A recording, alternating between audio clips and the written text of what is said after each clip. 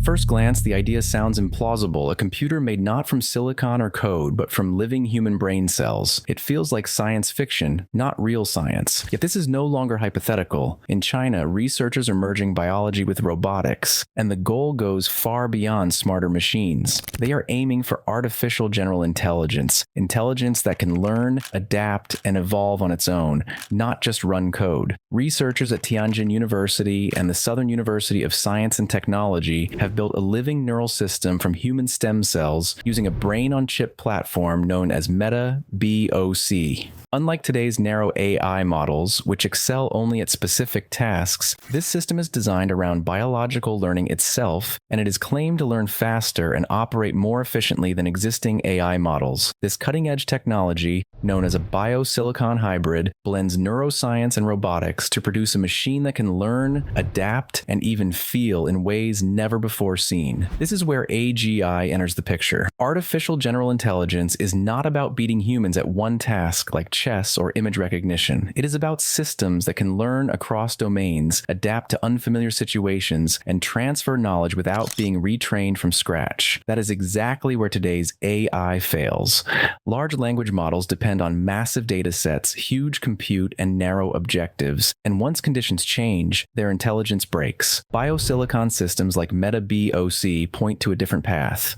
Living neural networks learn continuously, reorganize themselves, and adapt naturally as environments change. Instead of intelligence being trained and frozen, it evolves through experience, which is why researchers see this biological approach as one of the few realistic paths toward true AGI. The foundation of these systems is the brain organoid. These are tiny clusters of neurons grown in controlled laboratory environments. Human stem cells have an unusual property. When placed under the right conditions, they naturally organize themselves into structures resembling early-stage brain tissue. Over time, these clusters develop networks of neurons that fire electrical signals, form connections, and change their activity in response to stimulation. This adaptive behavior is the key feature that makes them useful for research. On their own, organoids do very little. They exist in nutrient-rich solutions, producing spontaneous electrical activity with no connection to the outside world. The moment they are connected to electronics, however, everything changes. Researchers place organoids onto high-density electrode arrays, sometimes called brain-on-chip platforms. These chips allow scientists to send electrical signals into the neural tissue and record the resulting activity in real time. This creates a feedback loop between biology and software. Electrical input is delivered to the neurons, their responses are measured, and computer algorithms adjust the stimulation based on the outcome. Over repeated cycles, the neural network adapts. Its firing patterns shift in predictable ways. In effect, the living tissue is being trained. This training does not involve programming in the traditional sense. There is no code inside the neurons. Instead, the system relies on the same basic principles that govern learning in biological brains. Certain patterns of activity are reinforced, while others fade away. The organoid becomes part of a hybrid system in which living cells and digital hardware work together. The computer handles interpretation, translation, and control, while the neurons provide adaptive processing that silicon struggles to replicate efficiently. At first, the robot behaved poorly. It bumped into obstacles, it made inefficient movements, then something unexpected happened.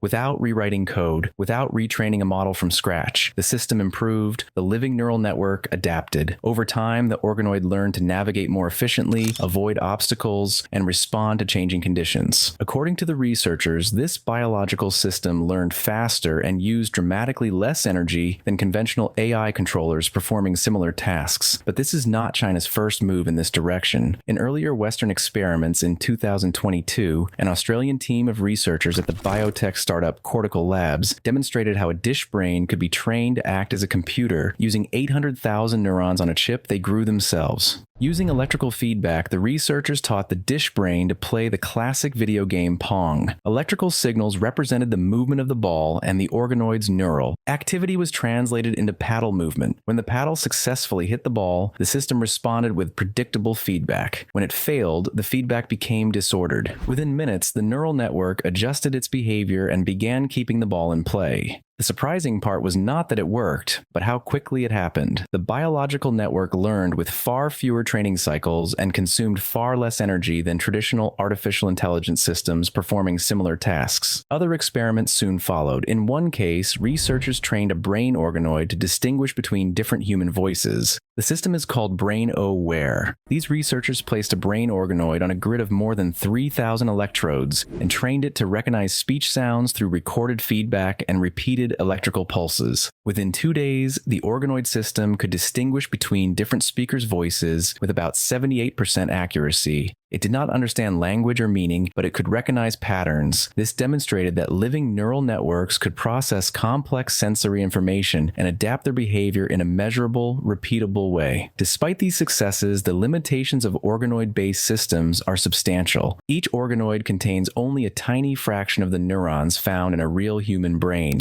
They lack the layered structure, specialized regions, and long-range connections that give the brain its remarkable capabilities. They are also fragile. Without blood vessels, immune systems, or natural waste removal, organoids require constant maintenance to survive. Many degrade after weeks or months, making long-term training and scaling extremely difficult. Most importantly, they are completely dependent on external hardware. Without electrode arrays, decoding software, and control systems, organoids cannot interact with the world in any meaningful way. Even so, one area where these systems show particular promise is robotics. In recent experiments, researchers have connected brain organoids to small wheeled robots. Sensors convert environmental data into electrical signals that stimulate the neural tissue. The organoid's activity is then decoded to control the robot's movement. At first, the behavior is clumsy and inefficient. With repeated feedback, it improves. The robot learns to avoid obstacles and navigate simple environments. These systems are slow and imprecise compared to modern robotic controllers, but they demonstrate something important. Biological neural networks can adapt flexibly to unpredictable conditions using very little energy. This efficiency is one of the main reasons scientists take living neural systems seriously. The human brain operates on roughly 20 watts of power, but training a modern AI model can consume megawatt hours of electricity because advanced AI has meant massive data centers, power-hungry GPUs, and training runs that cost millions of dollars. MetaBOC flips that logic completely. Instead of brute forcing intelligence with silicon, it relies on the natural efficiency of biology, the same learning principles evolution perfected over hundreds of millions of years. Alongside brain-robot systems, Chinese researchers are also quietly solving another problem that most people do not realize is just as important as intelligence: touch. Several labs in China are now developing artificial skin that allows machines to physically feel their environment. These skins are soft, flexible, and layered with sensors that can detect pressure, texture, temperature, and even tiny vibrations, much like human skin does. What makes this more than just advanced robotics is how that sensory data is used. Instead of being processed only by conventional AI, touch signals can be fed directly into neural or brain-on-chip systems, where living neurons respond to them biologically. This means a robot does not just register contact as numbers. It adapts its behavior based on sensation. Grip changes, movements soften, and reactions become more natural over time. When touch is combined with brain organoids and systems like MetaBOC, machines begin to close the loop between sensing, learning, and action, not in a programmed way, but in an adaptive, almost instinctive one. That shift from calculating the world to physically experiencing it is what makes this line of China genuinely different from anything the West has built so far. Beyond computing, however, the real value of these systems may lie in medicine. Because organoids are grown from human cells, they can model aspects of human brain development and disease that animal models cannot. Researchers already use them to study conditions like epilepsy, autism, and neurodegenerative disorders. When combined with electronic interfaces, organoids allow scientists to monitor electrical activity in real time, apply controlled stimuli, and test how neural networks respond to drugs or environmental stressors. Some researchers believe these platforms could eventually reduce reliance on animal testing, particularly in areas like toxicology and drug development. The most ambitious and speculative idea goes even further. Recent studies have shown that transplanted human brain organoids can integrate into injured brains. They form connections, encourage new blood vessel growth, and influence surrounding neural tissue. This has led some scientists to imagine a future in which lab-grown neural tissue, combined with with electronic interfaces could help repair damaged brain circuits. The concept is not to replace the brain, but to support it, acting as a living neural prosthesis that bridges lost connections after injury or disease. If you're thinking brain organoids will eventually become the new Terminators, you are right. If this trajectory continues, the long-term advantage may tilt decisively in China's favor, not just in AI, but in the race toward AGI. While the West keeps chasing AGI by scaling models with more data, more chips, and more power, China is moving toward a form of intelligence that does not obey those limits at all, and aligns far more closely with what AGI actually requires. They do not depend on cutting-edge lithography, massive data centers, or endless retraining cycles. They depend on biology's built-in ability to reorganize, form internal representations, and learn continuously. Intelligence would no longer be something you manufacture at scale and freeze in place, but something you grow, expose to the world, and allow to evolve over time. And in that future, dominance will not belong to whoever has the fastest chips, but to whoever realized first that true general intelligence was never a silicon problem to begin with. So, who do you think will dominate the AGI race? Comment your take, and if you want the real story behind the world's fastest moving AI breakthroughs, make sure to like and subscribe to Evolving AI for daily coverage.